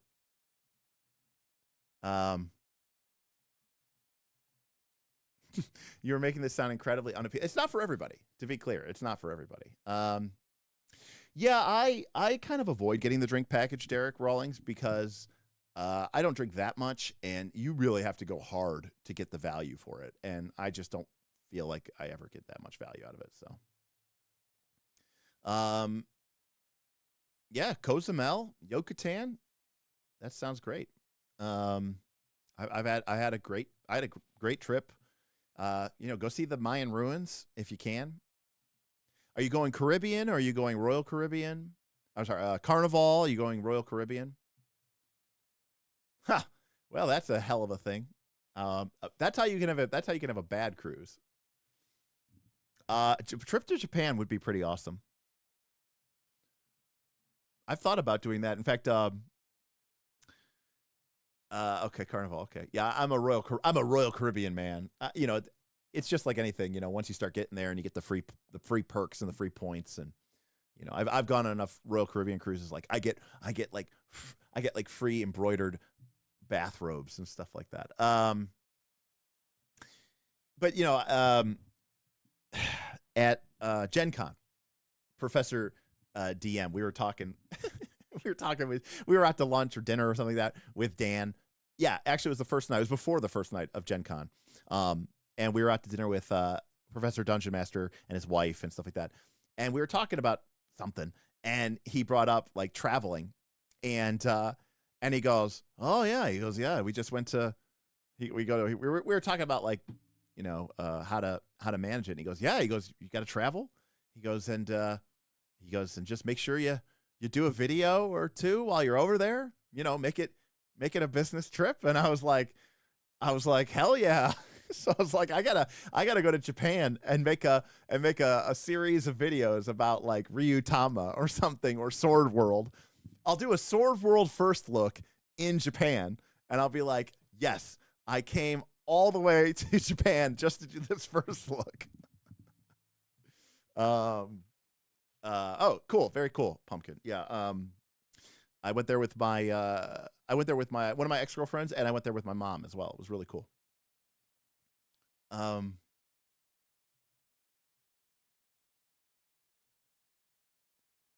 right, well, maybe I'll have to pass.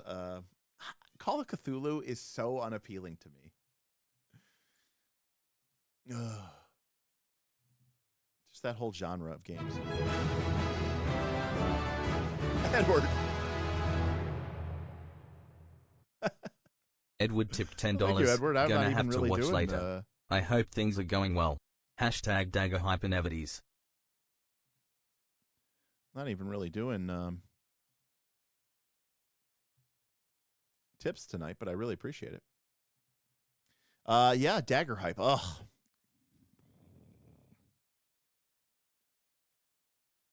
I don't know what to do, folks. I really don't.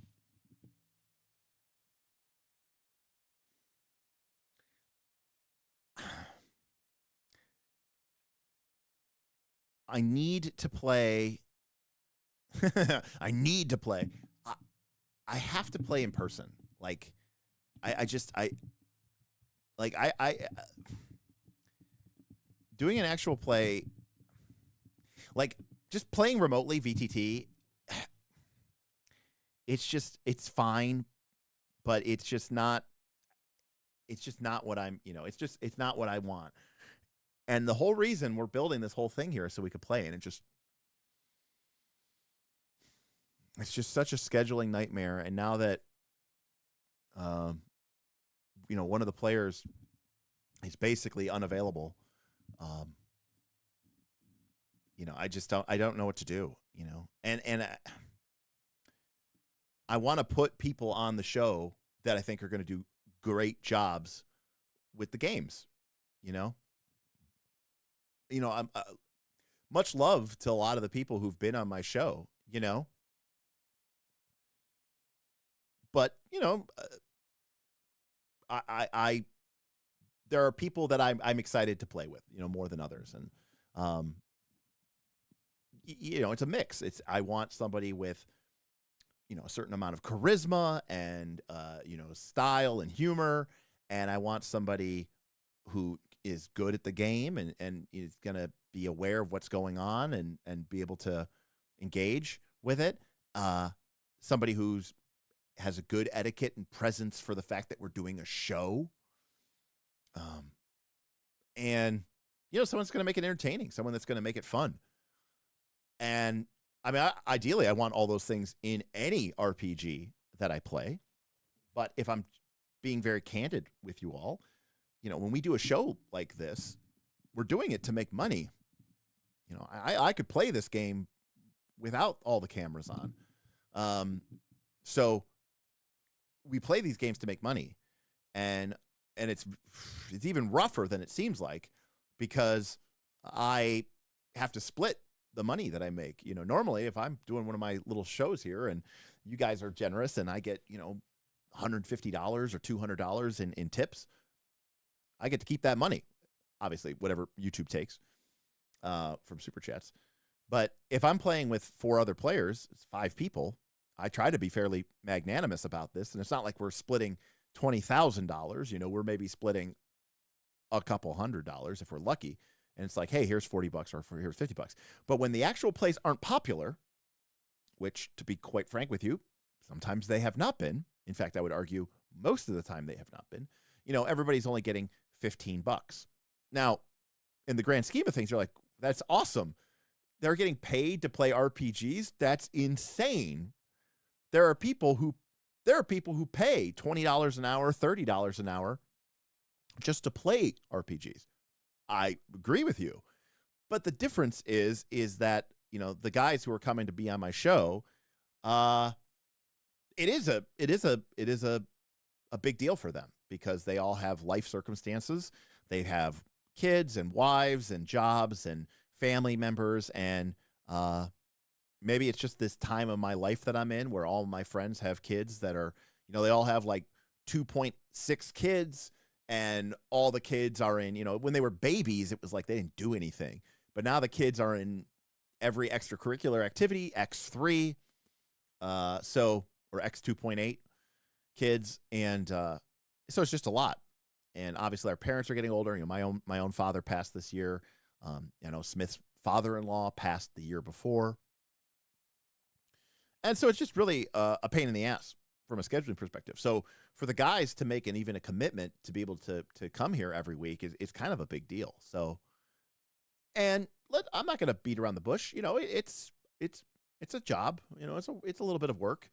I mean, obviously it's fun and we get to play games, but when you're recording for the camera, you have to be on at a certain time. You can't just like be off. You have to be on the whole time. It's different. It's different.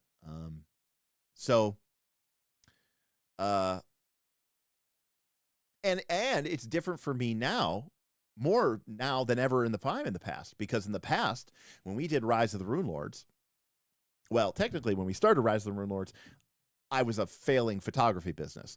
But eventually I gave that up and I got a job, but I was working. And then when we did Quest for the Frozen Flames, I was working. And when we did Root, I was working. So if the show made no money, I didn't really care. In fact, I usually put thousands and thousands of dollars into the show in graphics and overlays and studio rebuilds and all this other stuff. And then we would make like $500 total. But I didn't care. But now I do, because now I'm trying to, make a career out of this, make a living out of this. But I love playing. Number one, that's the reason we like RPGs, is to play them. But number two, I think it also gives the channel a lot of clout that perhaps a lot of other RPGs don't have. There's a lot of talking heads out there. One of the reasons I've always respected Matt Colville is because he talks about the games, running the games, gives advice on the games, and then plays the games. And you get to see how he runs a game. And I think that's very valuable, because it's kind of like, hey, is this person just talking out of their ass? Are they just giving me advice and they don't follow it themselves? Are they just doing it to get clicks or whatever? They're like, oh, I talk about this and this and this. And they're like, do you even play that game? So, yeah. Anyways, I find it to be very valuable for me from a sort of authenticity perspective. But it's just such a pain in the butt to get even 3 people to show up regularly. Quinn's has an actual play with only 2 players, and I think that it works. See, I just feel like 2 is such a weird number.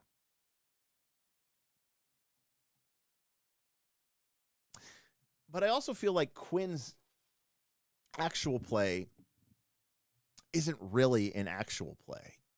I feel like Quinn's actual play is sort of just like a, let's really kick the tires so that I can make a video about it and say, yes, I played the game and I can actually give a reasonable review to it. Does that make sense? Like, Quinn's is approaching the game in a slightly different way, I think, than I would.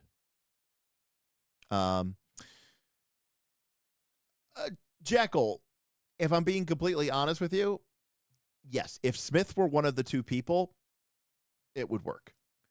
I obviously have a very high opinion of Smith, and that's not to say that I don't have a high opinion of Bob or Tim.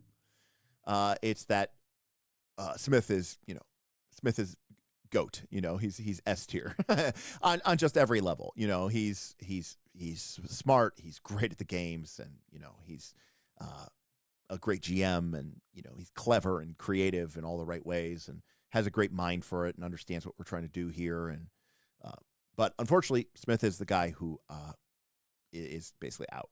So, as I'm sitting here, I actually want to see something here. Okay, it is focused on me. Sort of. This camera's not entirely in focus. You can see I'm a little out of focus, because I can't actually control the focus except for manually doing it on the lens.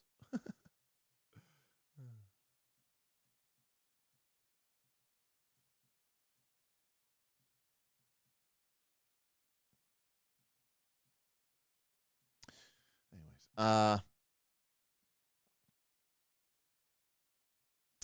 Finlay, well, that may be, but Matt Colville also has the luxury to do that. I don't know where Matt Colville gets his money from, but let me just again, I don't know how much money he makes from his other ventures. But if I go to Matt Colville DM Productions and I go to his Patreon, of which I am a member, by the way. So I'm not just a member, I'm a client. Or I'm not just talking about it. I am actually a client. And we go over to his About. Matt Colville's Patreon has 8,000 paid members. Now, I don't know what level or what tier most of those people are at, but I'm willing to bet that, a lot of them, well, it looks like there's only one tier. It's the $8 a month level. So, because that's what I'm at. And that means that every month he makes $64,000 just from his Patreon. If I was making $64,000 a month from just my Patreon, I too would make whatever the fuck videos I wanted to make. And I would not care how many views I get. In fact, I don't care how many views I get, but I just don't have 8,000 paid, Patreon members, so. Also very true. Quinn is I don't want to say he's like a once in a generation talent. Quinn's great, but I mean, but yeah, Quinn obviously has an incredible, personality and all that other stuff because, he did shut up and sit down for so long. And obviously he made some of that works. Sweet Threat. Absolutely. That's the point. I bet I could get players here if I was saying, hey guys, I'm going to pay you. I'm going to pay you $75,000 a year to play RPGs once a week. Yeah, I could probably get people in the seats. You know what I mean? Something tells me people would make time for that.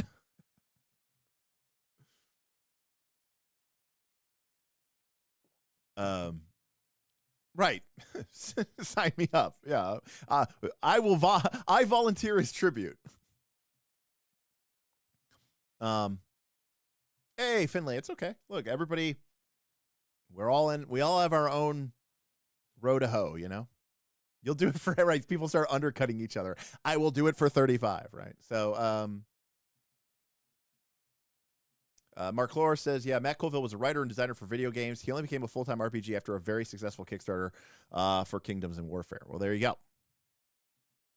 Right, and by the way, that's ignoring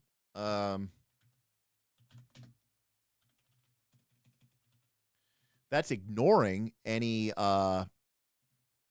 money that they've made over the last couple of years from their Kickstarter. Kingdoms of Warfare did $1.3 million. Flea Mortals did $2.1 million.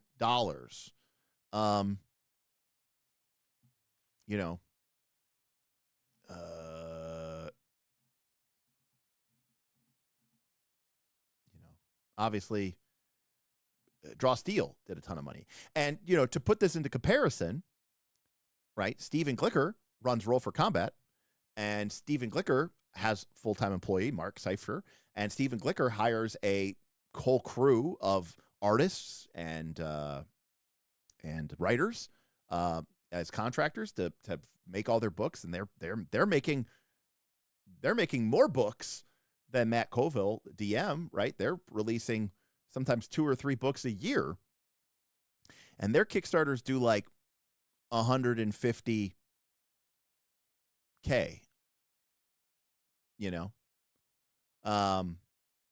So if, or whatever, their Kickstarters do, 200,000 or 150,000. So if they're making that work, I have to imagine that Matt Colville is making that work.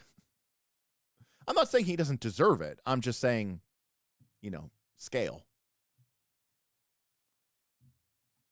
Well,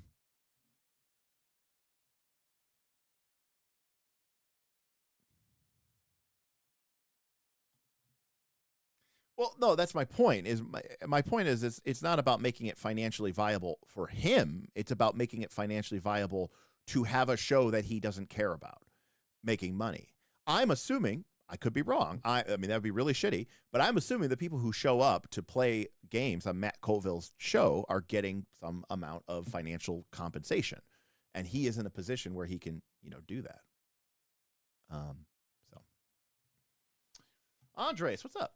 Let's derail away. There is no conversation. I'm just here I was here to try to reset my stuff, and it's almost working, but I'm still not happy with the chat. This is the first time I'm able to catch you live. Awesome. Did you ever get an overview of your thoughts after playing Torchbearer? I did not, because technically we have one more session to go. We were supposed to do it in September. Well, September came and went. I was busy. Everybody was busy. And I've been trying to get one last session with our Sunday crew Saturday Cruise campaign basically wrapped up very nicely. We had 2 campaigns running at the same time, of course. If you're a Patreon, you got to watch the Saturday Crew. That was only for patrons. The Sunday Crew, we left kind of on a cliffhanger, and so everyone agreed we wanted to do one more session. I was like, we'll get it scheduled in September, and it just didn't get scheduled, and now we're almost halfway through October. I really want to do one last session with them. I also, very selfishly, I wanted to do a final kill conflict between Saturday Crew and Sunday Crew and see who was the better crew. But yeah, we have one more to go. So once it's done, I would definitely want to do a post-mortem type crew. Saturday Crew kicked ass. You know, it'll be one of the things I'm hoping that we do is, again, I want to do a post-mortem where we bring in some of the players from both crews. And I really hope that the Sunday Crew had gotten a chance to watch the Saturday Crew's games. I know it's a lot of, you know, it's probably, 24 hours of content. And I hope that the Saturday Crew has had an opportunity to watch the Sunday Crew. I mean, it was all, based off of a honor system that people did not, I can't stop them from watching, a show that gets publicly posted to my channel. But there was sort of an honor system, an oath of like that they are not going to watch each other's games because they were competing in the same dungeon, right? They were both going to Tal Amroth, and they were both trying to loot it and, figure out what was going on and loot it and, try to solve the great mystery there and loot it and stop the great evil that was arising in the earth and loot it. And it's definitely the case that one of the crews did a better job, at least very initially, than the other. So, and by the way, if Kodop seems biased, it's because Hodop was in the Saturday Crew.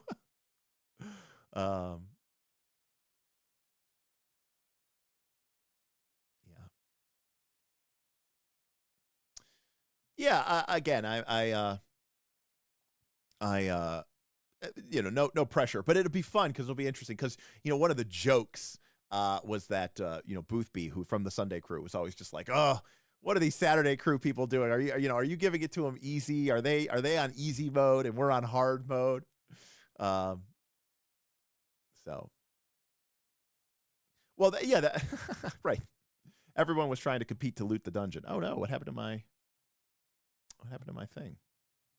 Hey, look, now it's good. I have multiple cameras, so when a camera freezes, we get we have backup cameras. Go, other camera, go. I don't know what happened to that camera.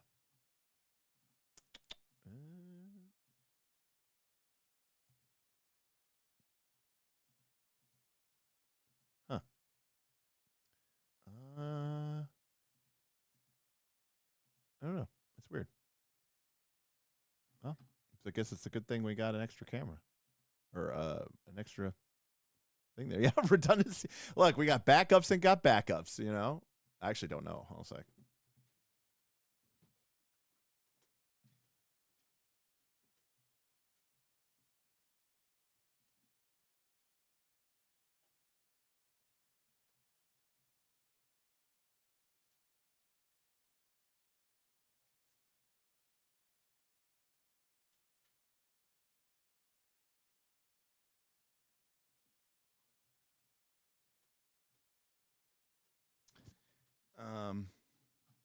That should have done it. No, maybe. I don't know.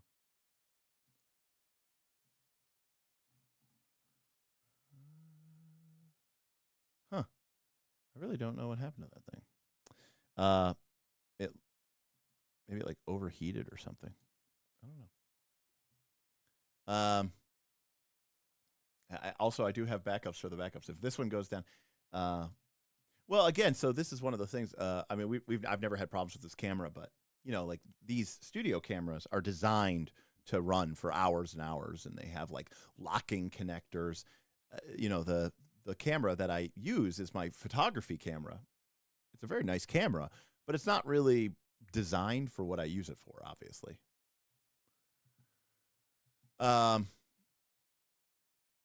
do have a lot of Stream Decks. I have like 5. So no, Torchbearer was good. I don't know. A lot of my players, I'll say this: some people quit the campaign early, and they were very polite about it, but they basically just said, this is not for me. And I will be. It is a very unique game experience. It is not like most of the RPGs that you have played before, and so, yeah, it definitely requires a certain amount of reframing what you think of in terms of what an RPG is.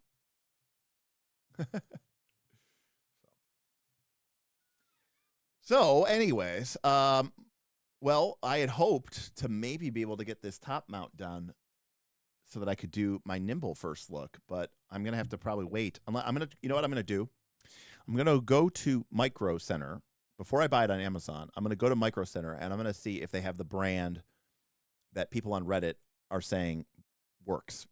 And if they do have the USB-C to Ethernet connectors at MicroLink or Micro Center, I will buy them, and hopefully then tomorrow, Sunday evening, we will do our a Nimble. I don't even know what happened to my Nimble book down there. We'll do our Nimble first look, and again, I have a physical product. We'll have a nice top-down rig. I have spent a shitload of money at Micro Center.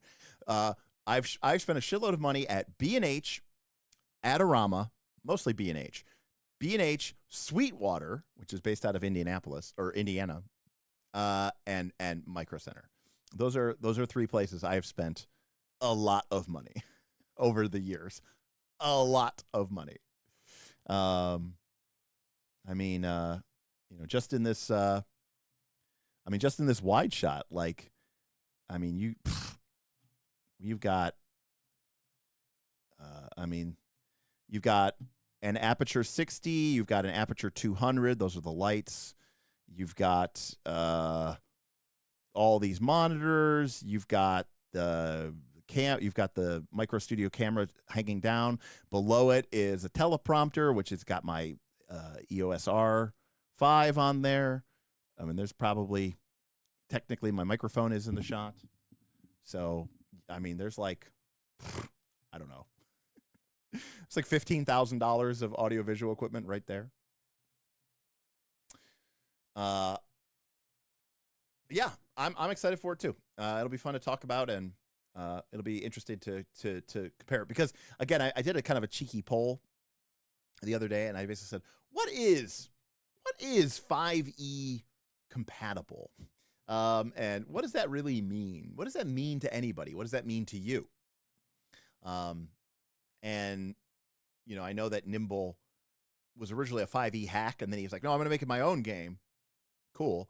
But then it somehow is still 5E compatible, and I'm not entirely sure what that means, because you auto hit in combat. And I'm like, can you auto hit in combat and have it be 5E compatible? Is that just a marketing term? What does that really mean? So I'm interested in sort of exploring that. I guess we'll find out. Maybe not, though, because if I can't get this proper device to work, I can't change the camera settings, and it's going to look bad and like shit. So I do have to get that before I do that. All right, folks. Well, thank you for joining me for this test session. It was fun hanging out with you. I'm glad we got most of it fixed. I do need to fix this freaking chat thing, which I'll get figured out here soon. But some people like it, but I don't like it. So I got to go through this new and this new extension and check it out. But all right. Well, I don't think there's going to be an ending stream, or maybe there will be. I don't know. Maybe there won't be music because I don't think it's loaded yet. So I'll see you guys hopefully next time. Hopefully tomorrow on Night's Last Call. Peace out. I have no idea this is going to work.